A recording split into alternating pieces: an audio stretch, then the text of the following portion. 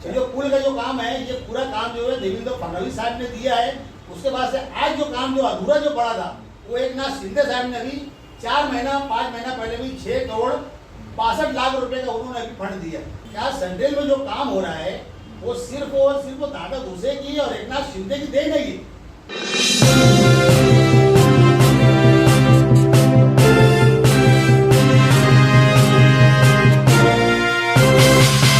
Recite today में आपका स्वागत है। इस्तकबाल है, मैं हूं काशिफ सम्मान। रिसाइट टुडे टीम पिछले कई रोज से मुख्तलिफ अफराद से, लीडरों से, पार्टी वर्करों से मुलाकात कर रही है और जानने की कोशिश कर रही है क्या मालेगांव शहर में लीडरों का सियासी दबदबा बचा है या नहीं। आज हम मुलाकात कर रहे हैं लुकमान अंसारी से, जिनका ताल्लुक एकनाथ शिंदे की जो शिवसेना है उसके अक़लियती विभाग से है। लुकमान अंसारी साहब, आपका स्वागत है इस्तकबाल में। सबसे पहला मेरा यही सवाल रहेगा कि आज मौजूदा जो साल है 2023, इसमें मालेगांव शहर में क्या लीडरों का कितना दबदबा बाकी रह गया। काशिफ भाई, मैं तो पहले आपको बहुत बहुत शुक्रिया अदा करूँगा कि आपने और आपकी टीम ने मुझे ये काफ़ी समझा कि आपने उसको अपने स्टूडियो मंजूर किया और शहर के लीडरान के दबदबे के ताल्लुक से जो एक मिशन आपने जो शहर भर में छेड़ा है वो काबिल तारीफ है और ये सब होना चाहिए। उसकी वजह क्या है कि लोगों की जहनसाजी होती है। हर एक आदमी के अपने अपने जहन में कोई ना कोई खाका होता है जो वो पेश करता है और फैसला तो आवाम करती है। अब रहा सवाल, आपने जो एक बात कही कि मालेगांव शहर के अंदर कौन सी लीडर का दबदबा है, मैं ऐसा मानता हूं कि मालेगांव शहर के अंदर सेंट्रल में सन 1952 से लेके तो सन 1999 तक जितने बड़े लीडर रहे हैं मालेगांव शहर में, आमदार वगैरह, इनके दबदबे रहे हैं मालेगांव शहर में। उसके बाद से आज तक के कोई लीडर का दबदबा नहीं। दबदबे से मुराद ये नहीं है कि भाई हम कहीं भी डिपार्टमेंट को जाके अर्जी दे देना या 1000 पब्लिक ले आके उनको ऊपर उनको हरेसमेंट करना। अन्य दबदबा तो वो रहता है कि इंसान जहाँ उसका फोन जाए या वो आदमी अगर खुद चला जाए लीडर, तो ऐसा लगता है कि यार इन्हें मतलब है कोई काम वाला आदमी आया है। अब रहा सवाल, आपने जो दबदबे की बात कही, तो मैं ऐसा मानता हूँ कि मालेगांव शहर जो है, मालेगांव शहर में आज कोई लीडर का दबदबा ही नहीं। इसमें एक नारा 2007 में लगा था कि साफ शफाफ सियासत की इस्लाह की जाए, मुफ्ती इस्माइल साहब की तरफ से ये हुआ था और उसके बाद से लेकर अभी तक के वो सरसरे इक़्तिदार में रहे हैं। 2 बार MLA रहे हैं, कॉर्पोरेशन 2 बार रही है। तो क्या लगता है कि उन्होंने वो जो काम, जो मिशन उन्होंने उठाया था उसमें कामयाब रहे। 19 में इलेक्शन हुआ और जहाँ 78,000 वोट आसिफ शेख को मिली, वहीं पर मुफ्ती साहब को 1,18,19,000 वोट मिली। तो 40,000 वोटों का डिफरेंस था। उसके बाद भी मुफ्ती साहब ने 2.5 साल तक कहाँ कोई काम किया। बताओ ना, 2.5 साल का कोई रिकॉर्ड आप निकाल कर देख लो तो भाई मुफ्ती साहब ने कोई काम किया है क्या। मैंने मैं उनकी मुखालफत नहीं कर रहा हूँ। एक आमदार का जो काम होता है ना, तो उनको उनके काम को अंजाम देना चाहिए। शहर में उनको एक आमदार का एक आमदारी दी है, अल्लाह ने उनको इज्जत दी है, तो वो मुकाम से उनको काम करना चाहिए था। लेकिन बहरहाल आज जो शहर में जो बड़े बड़े लीडर बोर्ड लगाए जा रहे हैं, इतने करोड़ रुपए का काम, इतने करोड़ रुपए का काम, ठीक है। आज मुफ्ती साहब के नाम से शहर भर में लीडर बोर्ड लग रहे हैं, शहर में काम हो रहा है। लेकिन हकीकत तो ये है कि जब जन स्वराज पार्टी जब वो मुफ्ती साहब चुन कर आए थे, तो जब उनके पास 2 ही सीट थी पूरे महाराष्ट्र में। आज भी 2 ही सीट है उनके पास में MIM। तब तो लोगों ने पहले कोई काम नहीं किया, लेकिन आज दोनों आमदार काम कर रहे हैं। देख लो ना, दुनिया में भी काम हो रहा है, मालेगांव शहर में भी काम हो रहा है। काम होने की बुनियादी वजह ये है काशिफ भाई के मसला ऐसा है ना कि आज वो एकनाथ शिंदे आज हमारे प्रशासन बैठा हुआ है कॉर्पोरेशन के ऊपर, और हमारे यहाँ जो हमारे जो नेता है, हमारे जो लीडर है माननीय दादा साहब भूसे साहब, वो मंत्री भी है, फिर पालक मंत्री भी है। मेरे राब्ता वजीर है हमारे यहाँ नासिक जिले के, वो नियोजन समिति के चेयरमैन है। आज उनकी ही सरपरस्ती में, उनके ही नेतृत्व के अंदर पूरे नासिक जिले के अंदर जो सेंट्रल गवर्नमेंट का जो काम है, स्टेट गवर्नमेंट का जो काम है, जो सब फंड वगैरह जो आता है, वो दादा भूसे के तवज्जुह से पूरे नासिक जिले में उसको डिवाइडेशन किया जाता है। तो आज मालेगांव शहर के अंदर प्रशासक बैठेगा तो प्रशासक और कर्मचारी थोड़ी जाएंगे। तो बहरहाल कहीं ना कहीं मुफ्ती इस्माइल साहब हमारे साथ पार्टी के अंदर, हमारे एकनाथ शिंदे साहब से भी वो करीब है, हमारे यहाँ दादा भूसे से भी करीब है। अब पूरे शहर भर में तो काम नहीं कर सकते, तो इसलिए वो काम एकनाथ शिंदे साहब उनको दे रहे हैं, दादा भूसे साहब भी उनको काम दे रहे हैं। और आज शहर भर में सेंट्रल के अंदर जो काम हो रहा है, हकीकत मानो क्या सेंट्रल में जो काम हो रहा है वो सिर्फ और सिर्फ दादा भूसे की और एकनाथ शिंदे की देन है। इसमें एमएलए का कुछ अमल दखल नहीं है। नहीं, उनको जो फंड वगैरह जो उनको जो मिलता है वो फंड तो उनको मिल रहा है, मतलब और जो मजीद जो काम करना है तो भाई आज वो कुछ भी आज वो इक़्तिदार पे है ना, आज वो असम्बली के, आज असम्बली में रुकन असम्बली है वो, है आज आमदार है, तो कहीं ना कहीं वो सत्ता में है ना। एकनाथ शिंदे साहब के साथ में मतलब उनका जाना आना, उनके रिलेशन है, उनके रास्ते में रहते हैं। तो और हमारा तो मिशन है, दादा भूसे साहब को बोलो चाहे एकनाथ शिंदे साहब को बोलो, ये तो काम के लिए काम करते हैं ना, इनको तो काम प्यारा है। तो आज जो शहर भर में जो काम हो रहा है, और काशी पे एक बात मैं और बता दूं कि एक साल के अंदर, ये एक साल के अंदर अंदर पूरे शहर के अंदर आपसे 60 से 70% जो ना पूरे शहर का नक्शा चेंज देखेगी। जून में एक साल हो जाएगा प्रशासक बैठे हुए, कोई कारपेंटर वगैरह नहीं है। आज जो भी फंड आ रहा है वो एकनाथ शिंदे के तवज्जुह से आ रहा है। कहीं ना कहीं एकनाथ शिंदे साहब जो तो सेंट्रल गवर्नमेंट से फंड ला रहे हैं, और यहाँ पर जो है वहाँ से आने के बाद में हमारे जो पालक मंत्री है माननीय हमारे दादा भूसे साहब, हमारे नेता जो हमारे लीडर जो है, उनके तवज्जुह से पूरे नासिक जिले के अंदर काम हो रहा है। और दादा भूसे का मानना ये है कि आज दादा भूसे के नेतृत्व में हम लोग जो चलते हैं, हम देख रहे हैं एक साल के अंदर मालेगांव सेंट्रल के साथ साथ में आउटर की भी तरक्की हो रही है। शहर का कोई ऐसा कोई रास्ता नहीं है जो हम आज 40, 50, 60 साल से देख रहे हैं, जो गलियां हैं, जो रास्ते हैं, जो सब वो अधूरे पड़े थे, ये सब दादा भूसे, ये पूरा उनका मिशन है। कई 1000 करोड़ रुपए दादा भूसे ला कर पूरा काम करने वाले। सेंटर हल्के में दादा भूसे की कितना दबदबा है या कितना असर है? देखो, दबदबे की बात ऐसी है ना कि असर उसर का बात ऐसा है कि भाई जैसे देखो दादा भूसे का काम ऐसा है कि वो काम करने के लिए बैठे हैं, और Dada Bhuse on the spot काम करते हैं, उनके पास में कोई भेदभाव नहीं।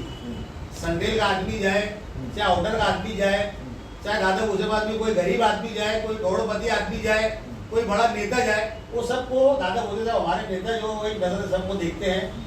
कोई गरीब भी जाएगा तो उसकी भी वही इज्जत करेंगे, कोई बड़ा आदमी जाएगा तो उसकी वही इज्जत करेंगे, और जगह के ऊपर दादा भूसे काम करते हैं, वो टहलाने का काम नहीं करते। अगर शहर में किसी का कोई काम है, अगर वो दादा भूसे चाहता है कि मैं मिल लूँ, तो उनके वहाँ ये भी नहीं है कि भाई तुम लुकमान अंसारी के तवज्जुह से आएंगे या हमारे कोई पार्टी के लोगों के साथ में आएंगे, नहीं। और हम लोग कभी बुरा भी नहीं मानते कि अगर हमारे पास अगर लोग अगर आते तो हम भी जगह के ऊपर काम करने की कोशिश करते हैं। जो काम हम लोगों से नहीं होता है तो दादा भूसे के जो करीब भी करीब जो लोग हैं, हमारे जो लोग हैं, उनके साथ पार्टी के पक्ष के लोगों से पास में हम लोग उन लोगों से मदद लेते हैं। कुछ नहीं हो दादा भूसे से हम लोग मदद लेते हैं, और दादा भूसे हम लोगों का काम है जो हम जिसका काम लेके जाते हैं जगह के ऊपर उसका काम करने की कोशिश करते हैं।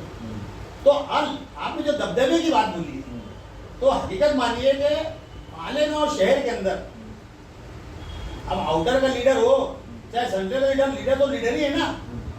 आज पूरे नासिक जिले के अंदर मैं ऐसा मानता हूँ, कोई माने चाहे नहीं माने, मेरे को उससे कोई फर्क नहीं पड़ता, मैं ऐसा मानता हूँ कि आज की पोजीशन में हमारे जो नेता हैं माननीय दादा साहब भूसे, जो वजीर हैं, जो नासिक जिले के पालक मंत्री है, आज वो नासिक जिले के सबसे बड़े लीडर है, उनसे बड़ा लीडर कोई नहीं है।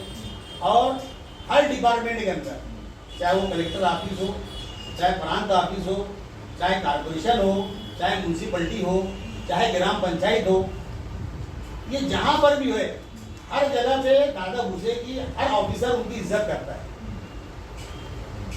दबदबे का मतलब ये नहीं होता है कि कोई आदमी दादागिरी कर रहा है या उनके ऊपर है कोई प्रेशर ला रहा है, नहीं। एक आदमी के अंदर एक लगाव होता है, काम करने का जज्बा होता है जो दादा भूसे के अंदर है। तो उनके काम को मद्देनजर रखते हुए चाहे कलेक्टर हो, चाहे प्रांत हो, चाहे तहसीलदार हो, चाहे प्रशासक हो, कमिश्नर हो, हर आदमी उनकी बातों को मानता है। और हर आदमी चाहे पूरे डिपार्टमेंट की नहीं होता तो भी उनको बातों को मानता है। तो दादा उसे ऑन द स्पॉट काम करते हैं और वो हमेशा एक दूसरे को मिलाने की कोशिश करते हैं। जैसे जॉगिंग ट्रैक का मामला आप ले लो, तो दादा उसे ने जो काम किया है, आज शहर की आवाम जरा रात में वहाँ जाके देखे, दिन में वहाँ जाके देखे, आज वहाँ का मंजर देखो, और पुराना जो पिछला जो मंजर था वो तुम याद करो उसके अंदर। देखो भाई कल क्या हालात कर रहा दादा हुसैन, आज उसको कैसे बना। तो ये जो है ये काम करने वाले में निशानियाँ होती हैं। अच्छा, आप दादा भूसे के साथ में रहते हैं और काफ़ी सालों से उनके साथ में काम कर रहे हैं, तो क्या वहाँ पर एक आवाम की राय ये बनती है, एक आम आवाम की, क्या वहाँ पर तासुब भी होता है? नहीं, तासुब वगैरह तो कभी नहीं हुआ दादा हुसैन वहाँ पर, ना उनकी पार्टी के अंदर हुआ है, ना वहाँ के जो पार्टी के जो वर्कर है या पार्टी के जो जिम्मेदार है या पार्टी के दादा हुसैन के जो पीए हैं, चाहे मालेगांव में हो चाहे मुंबई के अंदर हो, हर आदमी एक दूसरे का फोन उठाता है और हर आदमी एक दूसरे की मदद करने की कोशिश करता है।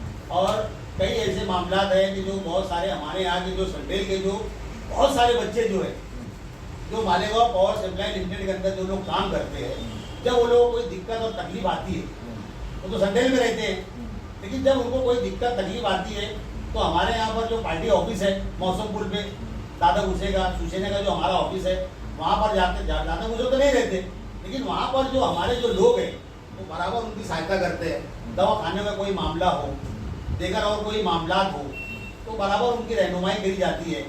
हर तरीके से फंड मुहैया किया जाता है। दादा भूसे भी अपना फंड देने को तैयार रहते हैं। सीएम का फंड आता है मरीजों के लिए, दादा भूसे 10-15 लाख रुपए उनको फंड दिलवा के देते हैं। जान नहीं रहती है, पहचान नहीं, आदमी यहाँ खड़ा होता है, डॉक्यूमेंट देता है, सबका काम करते हैं, कोई किस्मों का भेदभाव नहीं।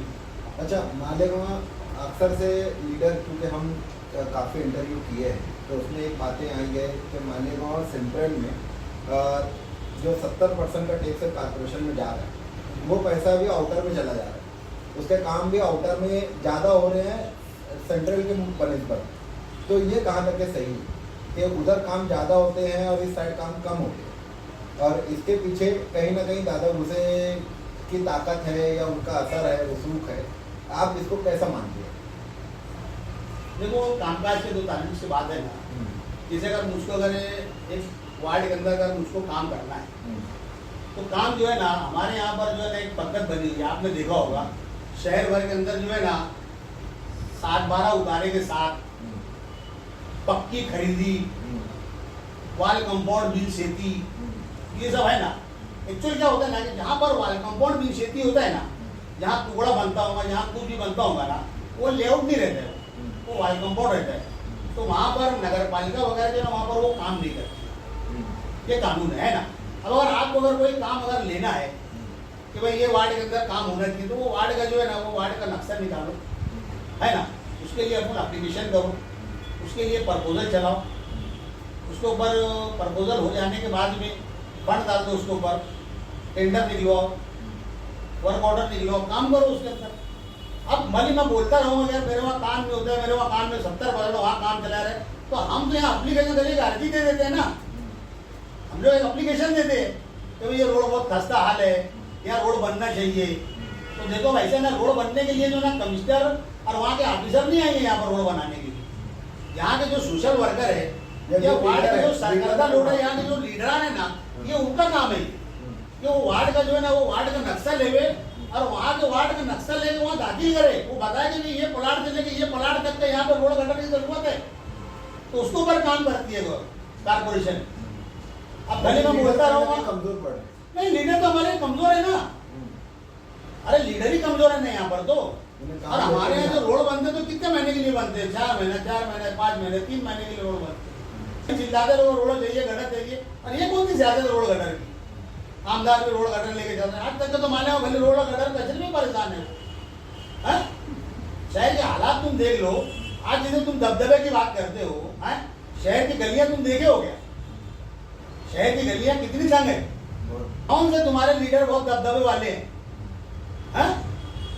गटर के ऊपर से, गटर के ऊपर से बिल्डिंग तामीर होती है, अब तुम बोलते साफ सफाई नहीं होती तो आदमी कहाँ से साफ सफाई करेगा। गटर के ऊपर से 2 फीट 3 फीट 2.5 फीट जो है तो उधर आ जाती है पूरी। यहाँ से पर्दी से लेके पर्दी तक के 3 मंजिला इमारत तैयार हो जाती है वहाँ पर।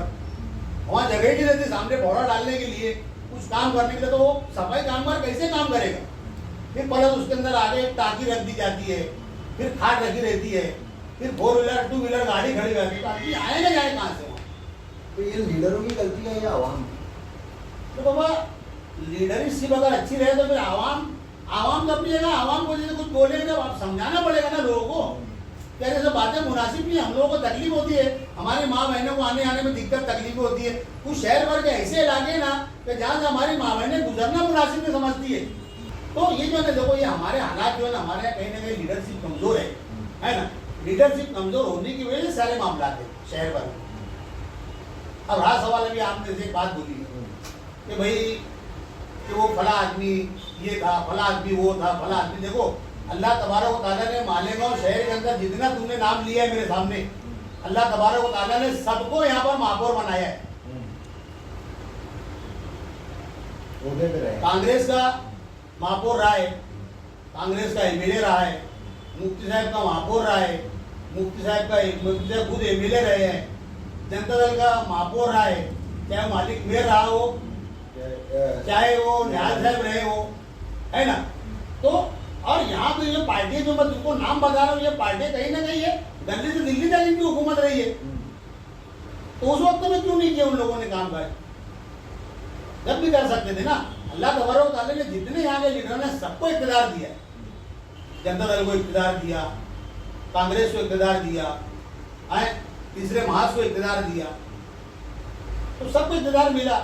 लेकिन कहीं बताओ ना, कहीं किसी ने कोई काम किया है? तो एक काम मेरे को बता दो, तामीरी काम बताना, लेकिन है मेरे को रोड गटर वाला काम नहीं बताना मेरे को। बोर्ड तो बहुत लगते हैं। अरे बोर्ड तो लगते हैं ना। अब हमारे यहाँ का देखो मामला कैसा है ना कि मैं अभी 8-10 लोगों को लेके जाऊंगा, 15 लोगों को लेके जाऊंगा, कलेक्टर को एक मेमोरेंडम दूंगा, प्रांत को एक मेमोरेंडम दूंगा, एक अरीजा देने के बाद फिर वहाँ से निकलूंगा, मेरे 15 लोगों को लेकर प्रशासक को मेमोरेंडम दूंगा। वहाँ देने के बाद में फिर अखबार वालों को बुला के बोलूँगा मैं इतने करोड़ रुपए के काम की बात किया हूँ, तो मेरी लीड लगाते हैं। क्या करते हैं? हेडलाइन लगती है अखबार की। कहाँ काम हुआ? यानी किसी को कोई ऑफिसर को मेमोरेंडम देने से काम होता है क्या? फिर आगरा रोड का तो फंड लेकर आया गया है, ब्रिज का फंड है, काम चल रहा है। देखो ब्रिज का जो मामला आप बोले ना कि मालेगांव शहर के अंदर जो ब्रिज का जो काम है, पिछली जो हुकूमत थी देवेंद्र फडणवीस साहब जो वजीर आला थे ना, तो उन्होंने पूरे महाराष्ट्र भर में जो है ना ऐसे कई पुल का काम दिया उन्होंने। और खुद देवेंद्र फडणवीस साहब ने जो है ना उसको उद्घाटन बैठ के किया, ऑनलाइन उन्होंने उद्घाटन किया। वो किसी का काम नहीं है। अच्छा। जो पुल का जो काम है ये पूरा काम जो है देवेंद्र फडणवीस साहब ने दिया है। उसके बाद से आज जो काम जो अधूरा जो पड़ा था वो एक नाथ शिंदे साहब ने अभी 5 महीना पहले भी 6 करोड़ 62 लाख रुपए का उन्होंने अभी फंड दिया और ठेकेदार को 6 महीने की मुद्दत भी दी है कि 6 महीने के अंदर तुमको पुल को मुकम्मल करना है।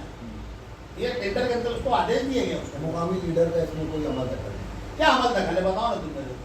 अब जैसे कोई हुकूमत में ही नहीं है, मैं तुमको बता दिया कि आप तारीख निकाल के देख लो ना। वो जो है जो पुल का जो काम है वो देवेंद्र फडणवीस साहब का काम है, उन्होंने दिया है। और यही एक पुल नहीं दिया ना, महाराष्ट्र भर में कई 100 पुल दिया उन्होंने, पूरे महाराष्ट्र में कई 100 पुल दिया उन्होंने और ऑनलाइन उन्होंने उसका इफ्तिताह किया। जितना फंड आना था आता चला गया, फिर वही ना कहीं उसके ऊपर राजकारण होते चला गया ना। अरे इतने जब से पुल बन रहा है मालूम नहीं लोगों का, कई 100 किलोमीटर का पुल बन गया अभी, तो ये तो इतना बड़ा पुल नहीं बना है। और आज जो पुल जो तामीर हो रहा है, अभी जो तुम जो कामकाज देख रहे हो पुल के ताल्लुक से, तो ये काम तो एक नाथ शिंदे साहब का है। वो दादा भूसे के तवस्तुक से उनको 6 करोड़ 62 लाख रुपए का उसके ऊपर फंड मंजूर हुआ है उसका। अब उन्होंने काम दिया ये, इसीलिए अभी काम हाँ अभी इसीलिए काम चालू है उसका। अब कोई भी आदमी क्रेडिट लेगा तो उससे हम लोग क्या लेना देना है? कभी तुम बैठे क्या दादा उसे बोला कि नहीं वो काम मेरा नहीं बोले, लेकिन अब आपने मुझको बुलाया है ना, डिसाइड टुडे में मेरे को मदद किया, मैं आपका शुक्रिया अदा करता हूँ। अब चंद बातें बोली है तो मैंने जो आया मेरे समझ जो मुझको समझ रहे हैं जो हकीकत है मैं उसको बयान कर दिया। अब अगर तुमको ऐसा लग रहा है लुकमान अंसारी गलत हो रहा है जाकर देख लो। आज लोगों ने 25 साल का इक़्तिदार को नशा लिया है, इक़्तिदार पे रहे हैं, बराजमान रहे हैं, गद्दी से लेकर दिल्ली तक हुकूमत में रहे हैं, सत्ता में रहे हैं, सीएम के साथ में रहे हैं, पीएम के साथ में रहे हैं, उसके बाद भी तुम्हारा शहर खंडर के इसमें तब्दील है। अब तुम बोलते मोदी बाग नाम पे क्या हुआ है, तो ये उनका काम था। है बहरहाल कहीं ना कहीं देखो दादा भूसे जो है शहर में कामकाज कर रहे हैं। हमारी जो पार्टी है, हमारे जो सीएम है एकनाथ शिंदे साहब, हमारे पालक मंत्री मिनिस्टर, हमारे दादा भूसे, हमारे नेता, ये लोग मालेगांव और मालेगांव होटल के लिए काम कर रहे हैं। और इंशाअल्लाह नजीब मैं ऐसा समझता हूँ कि एक साल के अंदर कम से कम तुम 70%, आज की तारीख देख लो, मैं जो बता रहा हूँ, आज की तारीख देख लो, तो यहाँ से एक साल बाद तुम मेरे से मुलाकात करना कि लुकमान में तुम क्या बोले थे, एक साल के अंदर क्या नक्शा चेंज हुआ, एक साल बाद तुम फिर मेरे को जिंदगी और हयाती और अल्लाह ने मेरे को दिया और तुमको जिंदगी हयाती दिया, तो एक साल फिर बैठ के अपन बात कर लेंगे क्या लुकमान में तुम क्या बोले थे काम के ताल्लुक से और आज क्या काम हुआ। एक साल बाद फिर बैठेंगे फिर, समझिए। तो बहरहाल तुम काशी में मेरे को बुलाए, तुम्हारा और तुम्हारी टीम का बहुत बहुत शुक्रिया, है ना। और जब भी मेरी कोई ज़रूरत पड़े इंशाअल्लाह याद करो, शहर की भला बहबूद के लिए, आवामी और शहरी मसाइल के लिए, किसी का कोई भी काम हो, इंदाज वो दादा भूसे से रब्ता कायम कर सकता है, हम लोग से रब्ता कायम कर सकता है, हमारे छोटे बड़े वर्कर किसी भी काम में वो ऑन द स्पॉट काम करने वाले लोग हैं, सेना के जगह में काम करते हैं। कोई भी काम हो बोलो, इंशाअल्लाह हम लोग उसको पूरा फायर करने तक पहुँचाने की कोशिश करेंगे। इतने बोल के मैं अपनी दो बात खत्म करता हूँ। अस्सलाम वालेकुम, जय हिंद, जय महाराष्ट्र।